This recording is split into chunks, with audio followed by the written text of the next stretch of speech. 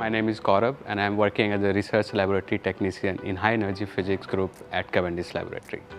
So we know that physics is at behind almost everything, and today we are going to learn about physics in cricket. As you know, cricket is a popular sport, of course loved by billions of people across the world. The first topic we are going to learn here is about the ball swings. You must have seen some spectacular deliveries in cricket where the ball just moves straight and sometimes it goes out and in with the swing. Now we will try to understand the physics behind it. Of course, there would be several factors influencing like pressure, air drag, aerodynamics, and other factors, of course, Newton's law, which you would be really familiar with. There are two factors affecting the swing of a ball. As you can see, this is a cricket ball. So if you would notice, there are two surfaces of the central line, which we call the swing. So now what happens when a ball is traveling through the air, it drags the air and the air flow. So air flow is different across both the sides. As you would notice, there would be two sides, one is sine air and one is rough. So the air flows more smoothly toward the sine air side than to rough. You might have seen bowlers using their clothes or rubbing balls through their body to make the ball smooth. So that's the factor. So what happens is when the ball is going through the air, it's traveling, the pressure on one side is lower than the other. So the pressure, due to pressure difference, the ball will move from higher pressure to lower pressure. And that you can see it. Now the swing could be of two types, in swing and out swing. Of course, the name as it suggests, it might go in and out. Another factor which would influence is the surface of the ball. As the ball gets older, it becomes more rough, and then where it comes the reverse swing, as you might have heard about. For getting reverse swing, you have to ball as fast as you can, so you can create certain difference across that.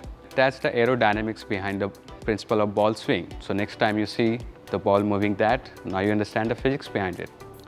Ever heard about the cracking shot when a batsman hits a ball to the boundary? Exactly, that's about the collision between ball and bat. And a key term here is coefficient of restitution, COR.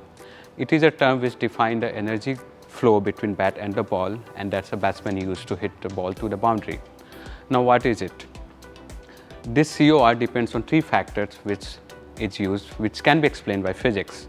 The first factor would be the pitch condition, whether its pitch is dry, whether it's humid, whether it's wet. It would decide the impact and how the ball is hitting the bat. Second factor would be the bat material and speed. Batsmen need to hit it harder, and what the bat is made of. You would notice nowadays bats are made of willow to give them more control over the shot. The third point would be impact location, where the ball hits the bat.